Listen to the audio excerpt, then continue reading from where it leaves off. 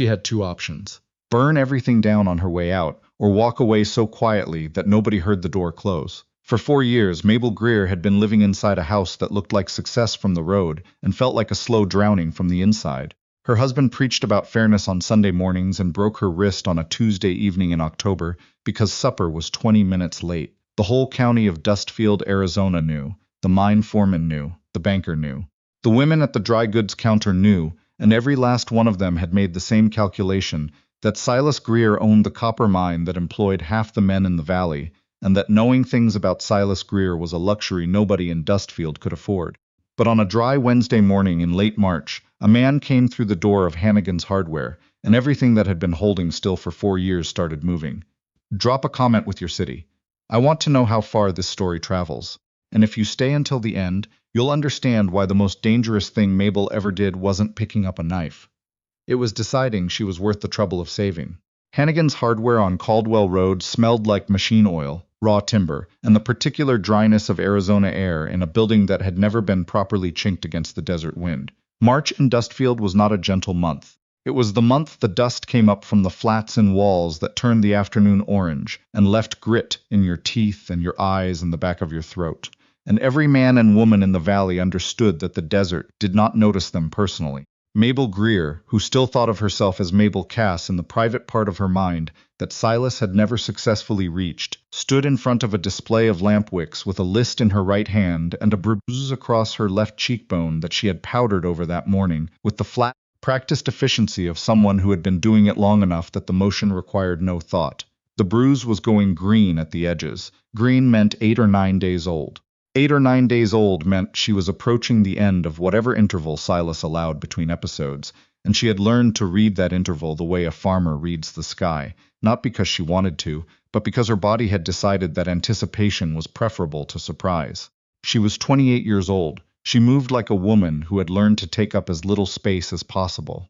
The list had been written by her mother-in-law, Patience Greer, 71 years old, and mean in the specific way of women who had survived by being useful to powerful men and resented everyone who hadn't developed the same talent. Lamp wicks, solder wire, 2 pounds of finishing nails, a box of strike anywhere matches. The list was practical and completely beside the point of why Silas had sent her to town. The real reason she was here was the same reason he'd been sending her to town more often since November, when she'd made the mistake of seeming too comfortable at home. He wanted her to feel the walls close in from every direction. He wanted her to understand that Dustfield was his, all of it, and that there was no corner of it she could occupy without him knowing.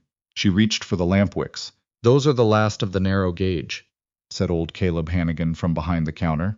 He was somewhere north of 60, with a white mustache and the permanently apologetic expression of a man who had spent 30 years watching things happen in his store that he wished he could unsee. "I can order more if you need them. Take about a week. These will do," Mabel said.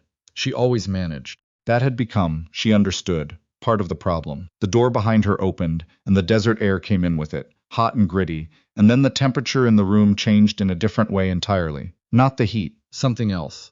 The way a room changes when someone enters it who has not yet decided how much of themselves to show. She didn't turn around. "Mabel." Silas had a voice built for being heard in large spaces. He used it even in small ones, because the size of the voice was never about volume. It was about reminding you of the space he occupied in your life. Right now it was what she thought of privately as his civic voice, the careful, almost warm register he used when there were witnesses. "I thought I'd find you here." She turned. He was standing just inside the door, hat in hand, the picture of a reasonable man. Silas Greer was 44 years old and looked exactly like what he was, a man who had never encountered a limit on himself that he couldn't buy or threaten into disappearing. He was broad across the shoulders, well-dressed by Dustfield standards, with a jaw like poured concrete and pale eyes that were handsome until you looked at them for more than a moment and understood that there was nothing behind them that wished you well. "I was just finishing," she said. "You forgot the solder wire." He gestured at her list in the tone of a schoolmaster correcting a careless student. "It's right there." "I was working through it in order." "Were you?" It was not a question. His eyes moved over her face, cataloging the powdered bruise, the angle of her shoulders, the way her weight was slightly forward, ready to move, an old habit she couldn't break and had stopped trying to. Caleb Hannigan found something urgent to examine in the back room. The 2 men who'd been looking at drill bits near the window both became deeply interested in the floor. A young woman in a calico dress near the door made herself very still. Silas crossed the room and took the list from her hand, not roughly, almost gently, which she had learned was sometimes worse than rough because it was a performance. And performances required an audience. And the audience in Hannigan's Hardware was being given information about what kind of man Silas Greer was in private. "You're still 3 items short," he said. "I hadn't gotten to them yet. The finishing nails, the matches, and the solder wire. 3 items. Simple enough." She said nothing. Silence was a tactic she had refined over 4 years into something close to a skill. The wrong word added time to whatever came later. The wrong word in front of people added the particular horror of the ride home, which was 10 miles of empty desert road without witnesses. "You moved money again," Silas said. Lower now, still controlled, still performing reasonableness for the room, but with something underneath it that she had learned to dread. Her stomach went cold. "I don't know what you mean. The jar behind the flour can canister. There was $60 in it." Now there's 53. She had taken $7 from a household jar that she herself had been filling for 2 years, $1 at a time, from the household accounts he allowed her to manage. She had a total of $412 hidden in 4 different places throughout the house and in the lining of the canvas bag she brought to town. 3 of those dollars were sewn into the bag's bottom seam right now. "I needed thread," she said, "and a new comb. I told you last week." "Thread and a comb don't run to $7. I also paid the Alvarez boy to fix the gate latch." "You said I should handle maintenance." He looked at her for a long moment, the pale eyes doing their work, measuring, calculating, deciding. "We'll discuss it at home," he said. He reached out and took her by the upper arm, his grip calibrated with the precision of long practice, firm enough to communicate everything it meant, careful enough to leave nothing visible above her sleeve. He had spent 4 years developing that calibration. They were 2 steps from the door when a voice behind them said, quietly and without any particular emphasis, "Let go of her arm." The room went still. The man who had spoken was standing near the counter, and Mabel could not later have said with certainty when he had come in, because she had been focused on the list and then on Silas, and she had not heard the door.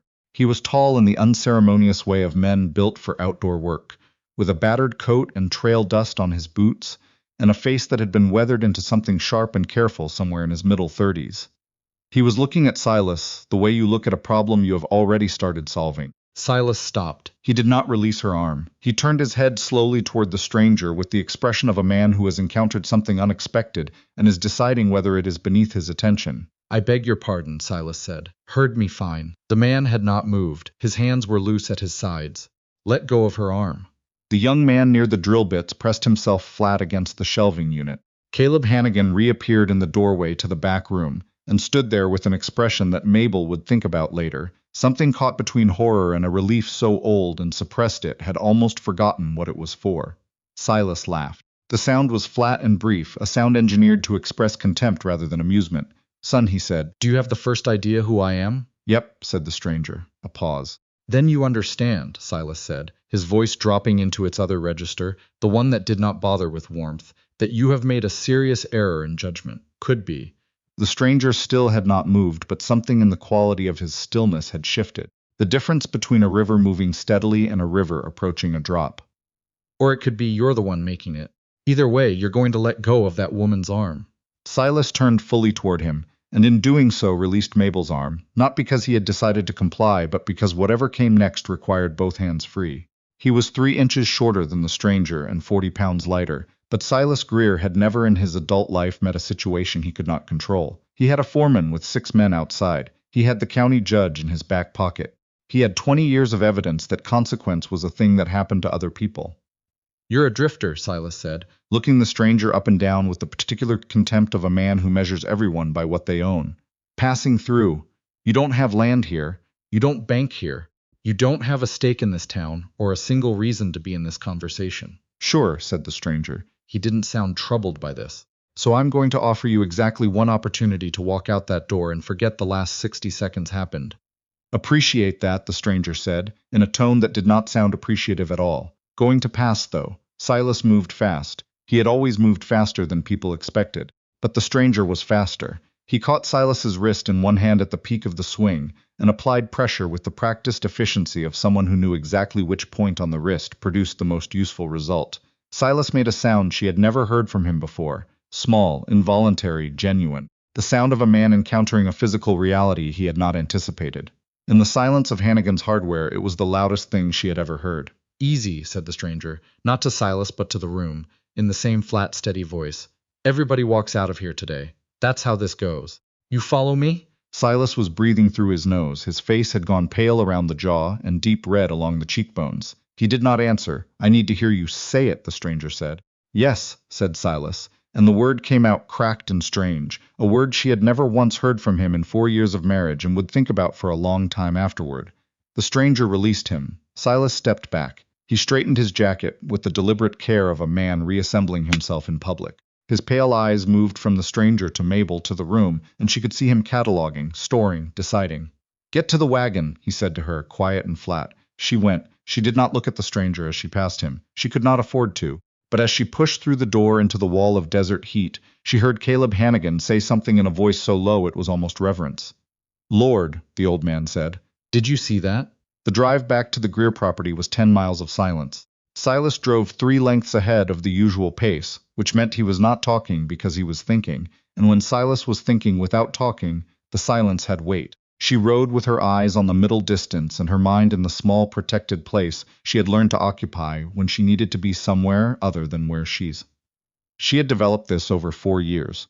It was a survival technique, and she understood on some level, she did not visit very often, that it was also the kind of thing that leaves marks that don't powder over. The Greer house sat at the end of a road lined with mesquite. It was large by Dustfield standards, 2 stories, wood frame, a wide porch that looked like prosperity from the road. Patience was waiting on the porch.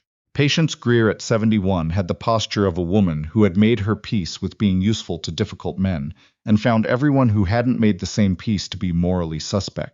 She watched Mabel climb down from the wagon with an expression of cold assessment, said something low to Silas as he passed her, and Mabel caught 2 words.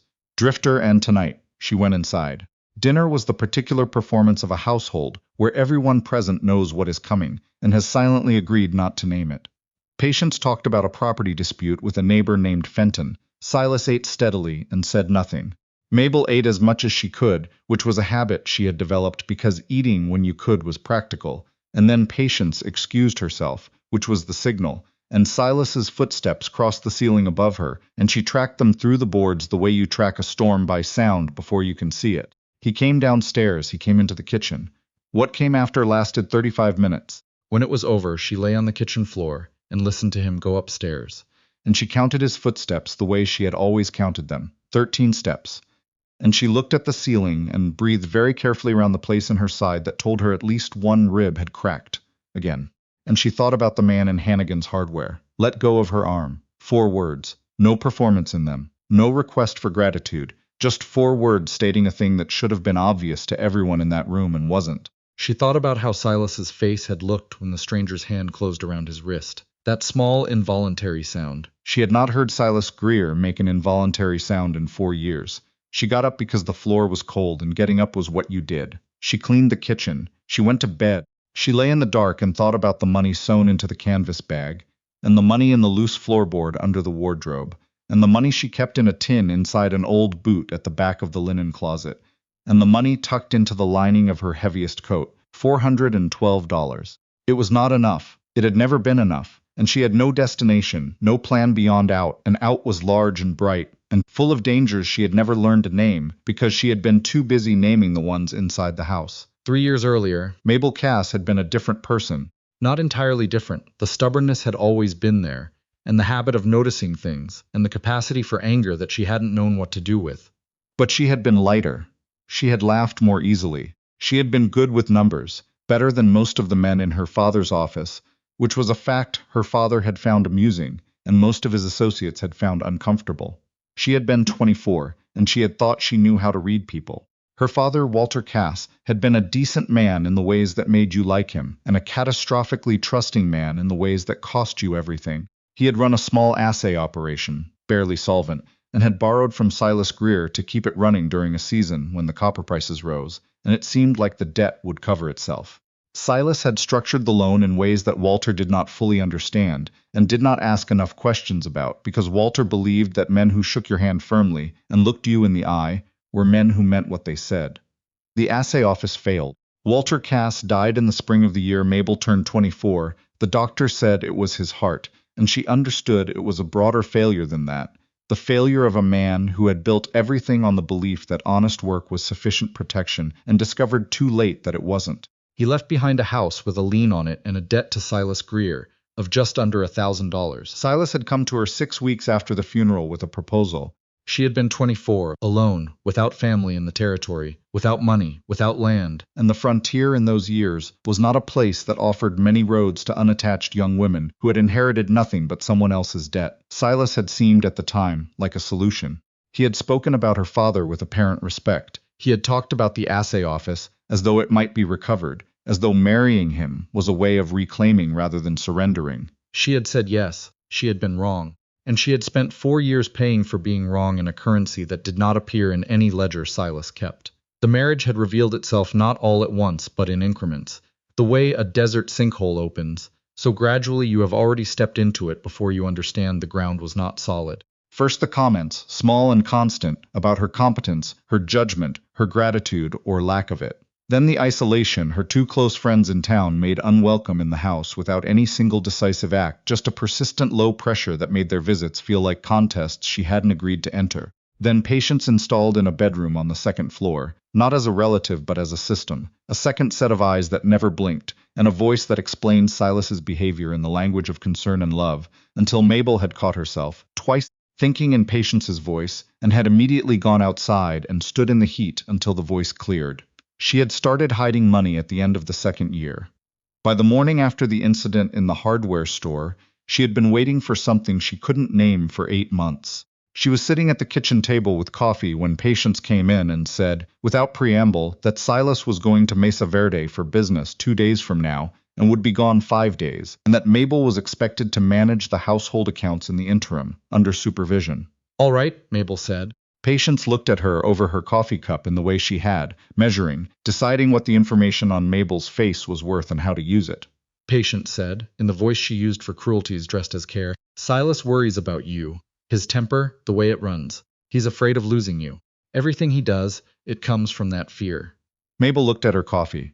"I know," she said, because it was the only safe answer in that room, and because the truth that what Silas feared was not losing her but losing ownership of her was not a thing she could say in Patience Greer's kitchen without consequences. What she thought underneath that, in the part of her mind she kept protected, was 5 days. Silas did not go to Mesa Verde, or rather he went and came back in 2 days instead of 5. He called her into the parlor the evening of his return, and when she walked in and saw him behind the writing desk with his hands folded on the surface in that particular boardroom arrangement, she understood that something had been decided without her, again, and that whatever it was already done. He looked different. Something had settled in him. A decision made and accepted, and what had been unpredictable, behind his eyes, had gone quiet and purposeful, which she understood in the specific way of someone who has spent 4 years learning that purposeful was always more dangerous than impulsive. "I want to talk to you about a change," he said. She waited. "Our arrangement isn't working," he said. "You're not happy here. I've come to accept that, and I've been in contact with a man in Mesa Verde, a businessman named Corder who operates establishments across the New Mexico line." He kept talking. She heard the words. She understood them individually, and then she understood them together, and the room tilted at an angle it had no right to tilt at. He was selling her.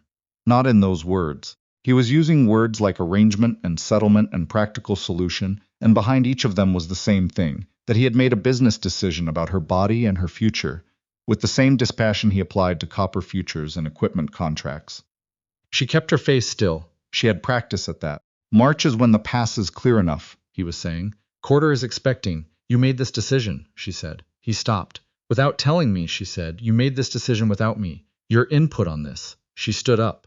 He stood up faster, automatic, the instinct of a man who had learned to control space as his primary instrument. "Sit down," he said. "No." The word came out of her like something that had been stored under pressure for a long time and had finally found the valve. He stared at her. She stared back. The clock on the mantel ticked out the seconds with the indifferent precision of an object that had no opinion about what happened in this house. "I need to check something in the kitchen," she said. She walked out of the parlor and down the hall and into the kitchen, and she stood at the sink and she held the edge of the basin and she breathed. "March. No." She corrected herself, gripping the basin harder. She did not have until March. She had however long it took for Silas to decide that waiting until March was inconvenient, and Silas Greer had never in his life waited patiently for a thing he had already decided to take. She had days, maybe fewer. She stood at the sink and she thought about $412 and 10 miles of desert road and the town of Dustfield, and whatever was on the other side of Dustfield that was not this. She thought about the man in the hardware store. let go of her arm. She didn't know his name. She didn't know where he was going. She didn't know anything about him except that he had looked at Silas Greer without calculating the cost first, and for reasons she could not fully articulate, reasons that were less about logic than about 4 years of accumulated body knowledge, she believed that mattered. She let go of the basin. She went to the floorboard under the wardrobe. She went to the tin in the boot at the back of the linen closet. She went to the coat lining. She went to the canvas bag, $412.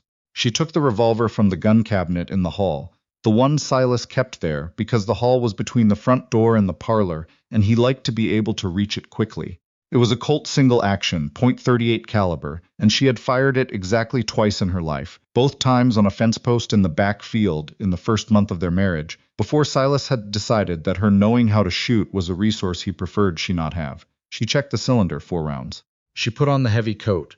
She checked the money in the lining. She listened to the house. Silas was in the parlor. Patience's room was on the far end of the second floor. The 2 ranch hands who bunked in the outbuilding went to sleep before 9. She went to the back door. She opened it. The Arizona night came through the door like a presence, dry and enormous, the stars pressing down from a sky that had no mercy and no obligation and no interest in her personally, and the heat of the day had pulled back into something that was still warm but bearable, and she stood in the doorway for 3 seconds with the lit house behind her and the dark desert in front of her, and she understood with a clarity that felt physical that she was about to step off the edge of the only life she had known for 4 years, and she did not know what was on the other side. She stepped through the door. She went to the stable.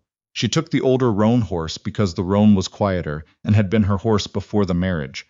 Technically, though Silas had disputed that claim so many times, she had stopped raising it. Her hands were shaking, not from the temperature but from something more fundamental, and the saddle girth buckle took 4 attempts before it caught, and she kept listening for the back door of the house and did not hear it. She led the roan out into the dark and mounted and pointed her toward the road. For the first mile she could still see the lights of the house behind her. Then the desert took them. After that it was her and the roan and the stars, and the particular darkness of open country without moon, not the darkness of a town at night, but the darkness of a landscape that has genuinely removed all reference points and left you to navigate by what you remember and what you can feel under your horse's feet. The road was hard-packed calash under the animal's hooves, solid enough, but the verges dropped off in places, and she could feel the roan testing each step with the careful attention of an animal that did not want to be surprised. She thought about direction. East and north toward Dustfield, 15 miles on a road she knew in daylight, and not well at all in the dark.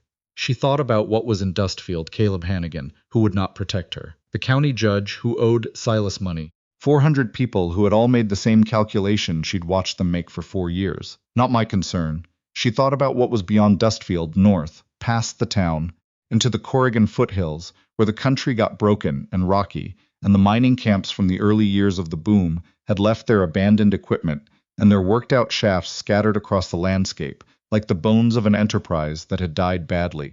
Men worked those foothills still, some of them, independent prospectors and hunters, and the occasional man who had decided that the margin of civilization was more comfortable than its center. Men who had no stake in Silas Greer's operation. Men who knew the country in ways that did not appear on any survey map. The roan stumbled on a loose stone at the road's edge, not badly, but enough to throw Mabel sideways, and her right boot caught the stirrup going down, and she hit the ground rolling, and by the time she'd sorted out which direction was up, and gotten herself vertical, she was winded, and the horse was 6 feet away, and the desert night was pressing in from all directions with the complete indifference of terrain that had watched harder things than this and not changed its expression. She caught the roan. She remounted. She kept going. The second fall was worse. A half hour later, where the road crossed a dry wash that had flooded sometime in the past week and left a soft, unpredictable shelf of dried mud at the crossing. The roan went down on one knee, and Mabel went forward, and she landed hard on her left side in the wash bed, and lay there for a moment, with the stars wheeling overhead and the specific clarity of a person who has just had the ground hit them hard enough to reorganize their understanding of the situation. The roan had gotten up and moved a few yards off and stood there watching her with the patient resignation of a horse that had not asked for any of this. She was alone in a dry wash in the Arizona desert at something close to midnight with $412, a Colt revolver with 4 rounds, and cracked ribs that were informing her of their new status with considerable urgency. The cold that came down from the foothills at night was not as severe as winter cold elsewhere, but it was serious, and she had read the particular way her own body was starting to feel that told her sitting still in this wash was not an option. She got up. She walked. She caught the roan and led her rather than riding, because riding required bending at the waist, and bending at the waist required the ribs, and the ribs had recently filed a protest. She walked for what felt like an hour and was probably less. Time does strange things in the dark when you are hurt and moving through country by feel and the sound of your own breathing. She found the foothills road by the change in ground under her feet, the caliche giving way to something rougher, and she followed it north by instinct and stubbornness, which had always been her most reliable quality, and had always been the thing about her that had most irritated people who wanted her to be otherwise. She found a rock outcropping with an overhang big enough to break the wind, and she sat down against it because her legs had delivered their own protest, and she was too tired to argue. She thought, "Get up." The thinking voice was getting quieter. She closed her eyes. She heard something that was not wind, not the roan's breathing, not any sound the desert made by itself.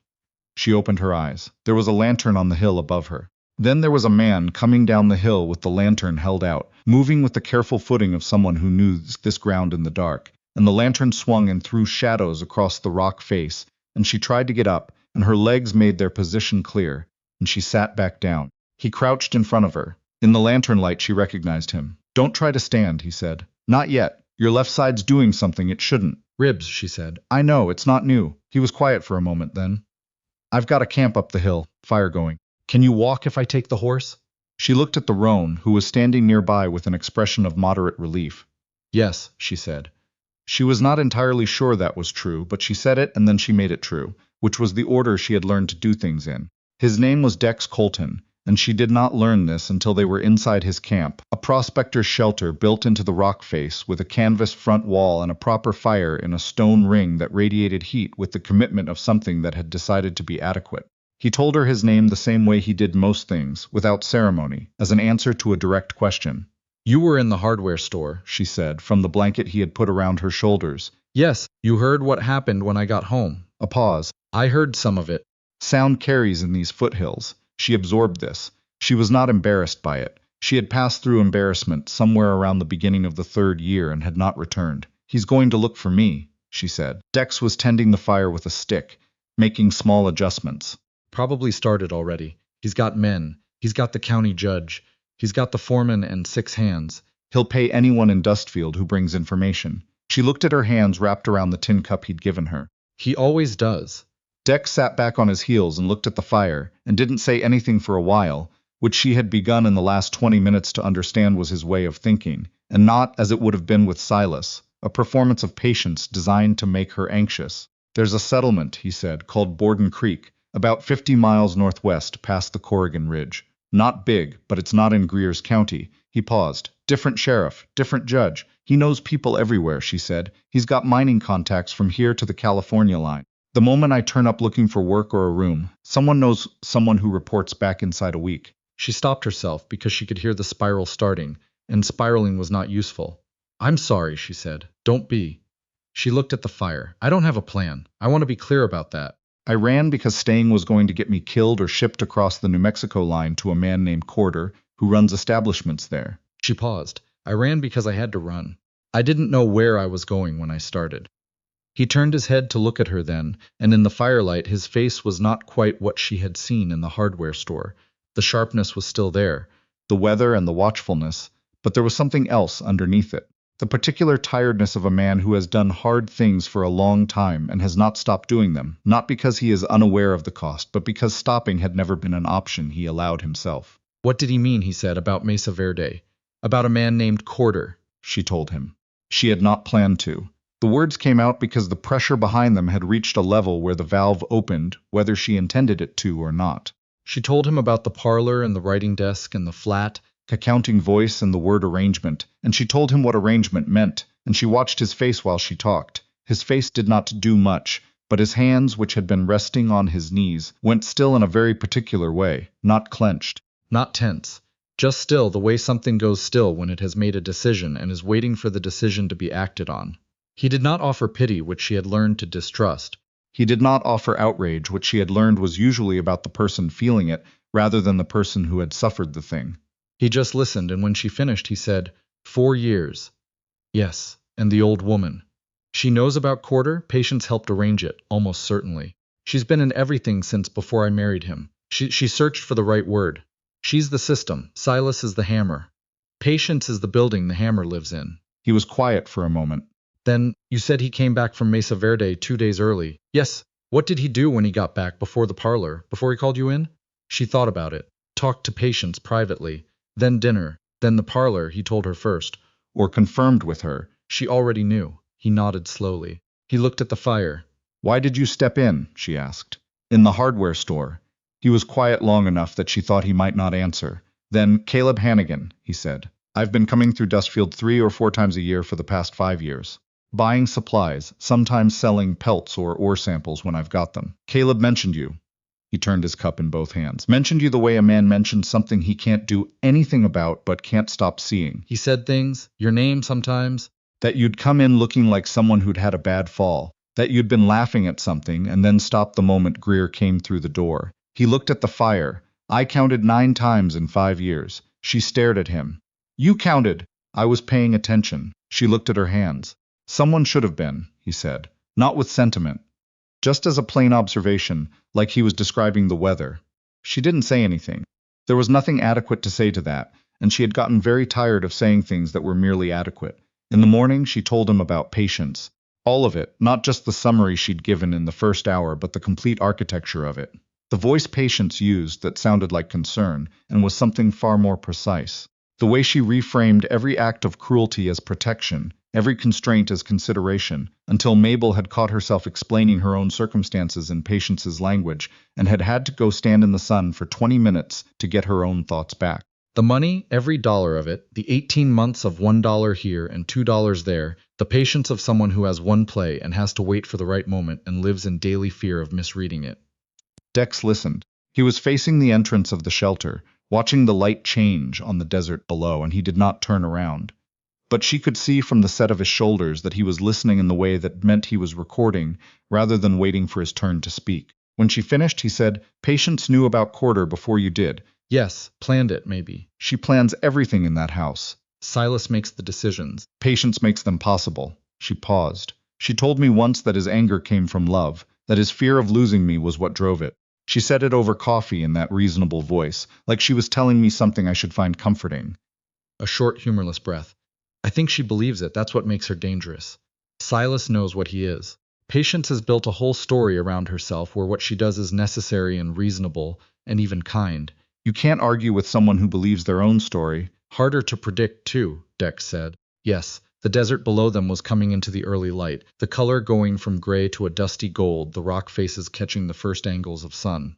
Far below, she could see the road, a thin pale line threading between the scrub and the rock, and farther south, barely visible, the cluster of buildings that was Dustfield. From up here, it looked small. She had lived inside it as though it were the world, and from up here she could see that it was just a town, just a collection of wooden buildings in a fold of the desert, no bigger than her outstretched thumb. He'll come up here, she said. I know it. I didn't plan to lead him to you. I want you to understand that. Dex turned from the entrance and looked at her directly. You didn't lead anyone anywhere. He's following because he chose to. That's on him. He said it without the particular emphasis that would have made it a lesson. Just a statement of cause and effect, as plain as the ground they were sitting on. She picked up the Colt from where she'd set it and checked the cylinder. 4 rounds. She closed it. On the 3rd day, she saw them coming up the canyon road. She saw them because watching approaches was something her body did automatically now, without instruction from her mind. 4 years of listening for footsteps through the ceiling had made her nervous system into something that did not rest. 3 horses.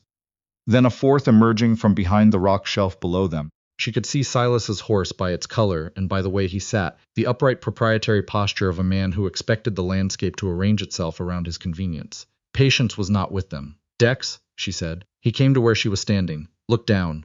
Canyon Road comes out on the flat above us, he said. There's a draw, maybe a 1/4 mile east. Good cover. Narrows down to about 12 feet at the pinch. Anyone coming through comes through one at a time. You want to draw them there. I want to give them the choice of coming through or not. If they come through. He picked up the rifle from the wall rack. I've been working this canyon for 4 years.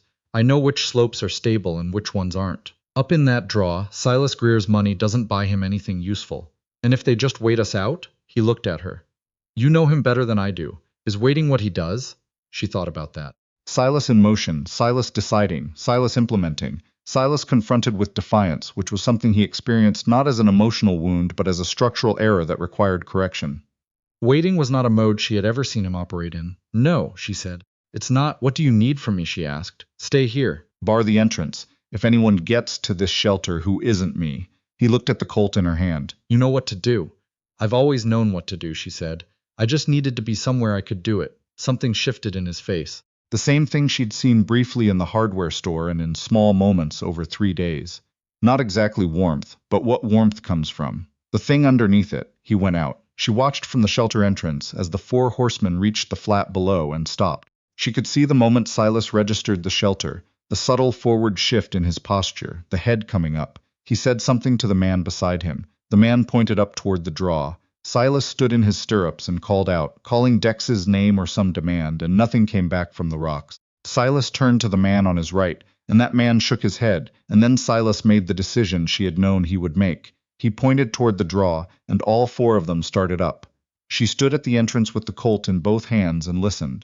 For a long time there was only the wind coming down the canyon, and the small sounds of the desert, a bird somewhere, the scrape of rock under horse hooves going distant. Then from the direction of the draw she heard a sound like the canyon itself shifting, a deep crack and a sustained sliding rush, the voice of a significant amount of loose rock finally deciding to move, and then a horse screaming, and then shouting, and then a single shot, and then silence that stretched out long enough that she started counting the seconds and stopped when she lost track. 27 minutes after the shot, a figure came down the canyon face above the shelter, moving at a steady pace, long coat, the same unhurried motion she had come to recognize as his neutral expression in physical form. She unbarred the entrance. He came in. He set the rifle on the rack. He turned around, and she could see a cut along his chin that was bleeding slowly into his collar. One of the hands took a rock to the knee, he said. He'll be all right, but he's not riding today. The other 2 pulled back when the shooting started. I gave them enough reason to find that decision reasonable. He looked at her steadily. Silas is on foot. Up in the draw, I took his horse. A silence. On foot, she said. He can get down. It'll take him time and he'll be cold, and there won't be anyone up there to hand him his authority back. He paused. I could have ended it differently. Up there. She looked at him. She understood what he was not quite saying. That's my call, she said. Not yours. Yes. She stood with the Colt in her hand and looked at the entrance and thought about Silas Greer alone in a canyon he didn't know, without his men, without his hired judge, without the entire machinery of consequence that had protected him for 20 years. She thought about the parlor and the word arrangement. She thought about patience over coffee, saying his anger came from love. She set the Colt on the flat rock beside the fire. Bring him down, she said. I want to look at him. I want him to look at me, and then I want to decide. He held her gaze for a moment. Then he put his coat back on and picked up the rifle and went back out into the canyon. She sat and waited, and outside the rock and the desert held their silence, the way old things hold silence, as though they had been watching this particular story long enough to know that the interesting part was about to happen. Dex was gone 40 minutes. She sat with her hands flat on the rock floor and her mind in a controlled place, and she did not pace because pacing was something she had unlearned in Silas's house, where visible anxiety was information she couldn't afford to give. She looked at the Colt on the rock. She looked at the fire. She breathed carefully around the ribs. 2 figures came down the canyon face. Dex in front, his pace unchanged. Behind him, stumbling slightly on the loose rock, his hands bound with a length of cord, was Silas Greer. He looked different. She watched him come down and tried to locate the exact nature of the difference. He was still large, still dressed better than everyone around him, still physically present in the way he always had been. But he was moving with the careful steps of a man whose feet had gotten cold on rock he didn't know. And without the horse and the hands and the judge and the whole mobile architecture of his certainty arranged around him, he was simply a man in his 40s who had underestimated the terrain. She went back to the rock and sat. He came through the entrance, and the shelter changed the way spaces had always changed when he entered them, and she felt the old reflexive bracing happen in her body before her mind could override it. 4 years. It was not going to undo itself in 3 days. He stood in the middle of the shelter and looked at her. She looked back. Sit down, she said. He didn't move. Dex, she said, without looking away from Silas. Dex put one hand on Silas's shoulder and applied a modest and apparently effective amount of pressure, and Silas sat. He sat in the chair across from her with his bound hands in his lap and looked at her with those pale eyes and said nothing. She let the silence run until it was uncomfortable, and then past that, until it was something else entirely. You spoke to a man named Corder in Mesa Verde, she said. Nothing from Silas. His full name, she said. A muscle moved in his jaw. You're making a mistake. Whatever you think is happening here, you're still my wife legally, and you have no. His full name, she said again. And where he operates. Silas looked at Dex, the way he had looked at him in the hardware store, running that calculating inventory, looking for the angle, the leverage, the thing that could be used. She watched him not find it. Howard Corder, Silas said. He runs camps outside Silver City. I know what he runs, she said. I know what you arranged with him, and approximately what he paid you for the arrangement. She did not know all of that, but she said it the way she had learned to say things she needed him to believe, level and without inflection, and she watched it land. I want to know whether Patience planned it with you, or whether you planned it alone. Something moved in his face. She has nothing to do with Silas. She said his name with a flatness she had not used in 4 years of careful management, something older than management. We are alone on a canyon face in the Corrigan foothills. Your men are not coming. Your judge is not coming. There is no one here who works for you. She looked at him steadily. This is not a negotiation. This is you telling me the truth, which may be the only useful thing you do in the remainder of this conversation. The silence stretched. She arranged the introduction, he said finally. He looked at the rock floor. Corder and Patience had a business arrangement from before I was involved. She made the introduction. She said it was practical.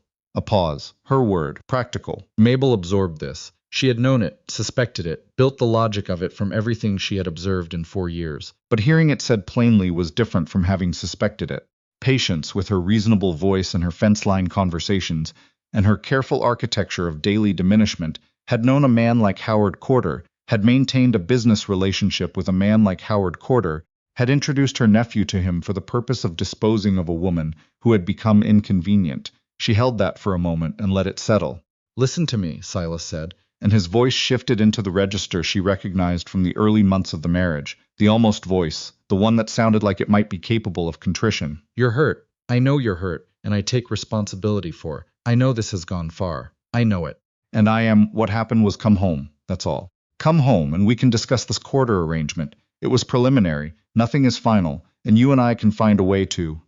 You think, she said, that I spent 3 days on a canyon face in Arizona and didn't run every version of what you would say to me when you got here. He stopped.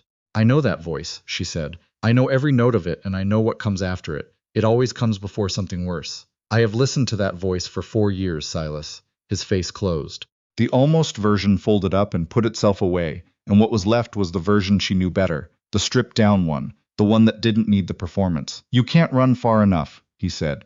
You know that. I have contacts from here to the California line. I know what you have, she said. I lived inside it. Then you know how this ends. I know how you think it ends. That's different. His eyes went to the Colt on the rock beside the fire. Are you going to use that? She looked at him. She thought about the kitchen floor and the 13 stairs and the $7 he had noticed out of 140 and the 18 months of $1 at a time. She thought about Howard Corder and the word practical in Patience's vocabulary. She picked up the Colt. She cocked the hammer, and the sound of it in the enclosed space of the rock shelter was the loudest sound the canyon had produced that day, and she watched his face do the thing she had needed to see for 4 years. Not the performance, not the calculated simulation of vulnerability that he sometimes deployed to keep her off balance. Actual fear. The involuntary physical fear of a man who has just understood that the situation is real and that the person looking at him across the fire is not going to be managed. She held it there. She thought about pulling the trigger. She thought about what it would mean, not legally, not in terms of what came after, but what it would mean in the place where she actually lived, the interior place she had been protecting and maintaining through 4 years of everything he had done to extinguish it. Whether killing him would feed that place or hollow it out, whether she would be free or whether she would carry a different weight, not less heavy, just shaped differently. She looked at him, and she didn't know the answer, and she was honest enough with herself by then to admit that not knowing was real information. She lowered the hammer. She put the Colt in her coat pocket where it had always belonged. Silas exhaled, a long, slow deflation, and she watched it happen and felt nothing except a clean and specific certainty about what she was going to do instead. Take off your boots, she said. He stared at her. Your boots, she said. Take them off, and your coat. He looked at the entrance, at the desert outside where the temperature at altitude dropped 15 degrees from midday to late afternoon. You can't send me out there without. You are going to walk down this canyon, she said. The same way every person you ever put out in the cold walked, and when you reach Dustfield, you are going to walk into that town the same way I walked into it for 4 years. And you are going to understand for the first time in your life what it feels like when the cold is not something you watch from behind glass. She held his eyes. Take off the boots. Something moved in his face that she had no name for. Something that lived in the space between shame and rage and had no proper word in the English language, because men like Silas Greer did not develop the vocabulary for things they had never been required to feel. He took off the boots. He took off the coat. He sat across from her in his socks and his shirt sleeves, and he looked at her with those pale eyes, and she looked back at him, and neither of them said anything for a long moment. Then Dex moved off the wall and took Silas by the arm and walked him to the entrance, and the desert air came in, and Silas Greer stepped out into the canyon in his socked feet and turned once to look at her, standing in the entrance of a rock shelter he had come to take something from. Empty-handed and without his horse. This isn't finished, he said. Walk, Dex said. Silas walked. They watched until the canyon took him, moving faster than he had coming down, because the ground was real and the cold was real, and neither of them was interested in his authority. Dex closed the entrance. The shelter was quiet. Mabel stood with her hand on the rock wall and felt the shaking start in her legs, which she had been suppressing for the last 20 minutes, and she let it come. She sat down against the wall and put her face in her hands and breathed. It was not grief. It was not collapse. It was the body sending its invoice after a long period of deferred billing. After a while, the shaking stopped. She lifted her head. Patience, she said. She'll have gone back to Dustfield by now, Dex said. He was sitting across from her, not crowding, not offering anything she hadn't asked for. She'll start building a version of what happened. She's going to say you were unstable, that you were violent, that the drifter was dangerous. He looked at the fire. She'll find an audience. She always does. But you won't be in Dustfield when she's building it. He looked at her. Borden Creek is 50 miles, and there's country past that, if you want it. New Mexico. Colorado. The California coast eventually. She looked at her hands, at the Colt in her coat pocket, at the $412 distributed through the seams and lining of her coat and the canvas bag. I don't know who I am, she said, without all of that behind me. She said it quietly, without apology, because she had gotten honest enough with herself in the past 3 days to say true things without dressing them up. I know who I was before it. I know what I've been inside it. I don't know yet who I get to be when I've been out from under it long enough to find out. She looked up. That's not a warning. It's just what's true. I know, he said. She looked at him across the fire in the rock shelter in the Corrigan foothills, with the desert going gold outside in the late afternoon and 50 miles of open country between her and anything she had ever known, and she thought about the specific quality of the past 3 days, about what it meant to be in a small space with someone and feel the space stay its own size, and about how strange it was to be learning, at 28, what it felt like when someone listened to you without deciding what you meant before you finished the sentence. Borden Creek, she said. If you want, and past that. He was quiet for a moment. There's good country north of the divide. I've been through it once. Wetter than here. More timber. The kind of country that doesn't have as much invested in what you used to be. She looked at the entrance, at the light going amber on the rock face outside. Are you asking something? She said. He met her eyes. I'm saying north of the divide is an option if you want the company that far, or not. It's the same distance either way. It was such a plain and unpressured thing to say that she almost didn't know how to receive it. She had lived for 4 years inside a house where every offer contained a contract with terms that weren't disclosed until after you'd already agreed, and the clean simplicity of what he'd just said sat in the air between them, and she looked at it and found that she believed it. Let me think about it, she said. All right, he said. Outside, the desert was going from gold to a dark copper in the last of the afternoon light, and somewhere down the canyon a man in his socks was walking 20 miles toward a town where he would arrive diminished and cold, and without the certainty that had organized his entire life. And it was not enough for what he had done, and she knew that, and it was also not nothing, and she knew that too. She looked at the entrance, at the open country beyond it, at the light on the rock. She had $412. And a Colt with 4 rounds and ribs that were beginning to report their status as manageable. She had 50 miles of desert to Borden Creek, and past that whatever was north of the divide, country she had never seen that had not been given to anyone to own, that did not know her name or her history or the specific shape of what she was walking away from. She reached into her coat pocket and closed her hand around the Colt and held it for a moment and then let it go and left it where it was. 3 years inside that house had been a chapter. She was done letting it be the whole book. She looked at the entrance and the light beyond it, and felt something move through her chest that she didn't have a word for. Something in the neighborhood of hope, but sturdier than hope, less fragile. Something built out of the same material as the stubbornness that had always been her most reliable quality, and had finally, after 4 years, found the right thing to be stubborn about. Tell me about the country north of the divide, she said. Dex looked at her. What it looks like, she said. What grows there. What the winters are. He was quiet for a moment in the way he was quiet when he was deciding to say something true rather than something merely responsive. Then he told her, and she listened, and the desert held its light as long as it could, and then let it go, and the stars came out over the Corrigan foothills one by one, and somewhere out there the country she hadn't seen yet was exactly where it had always been. Waiting with the particular patience of things that have nowhere else to be.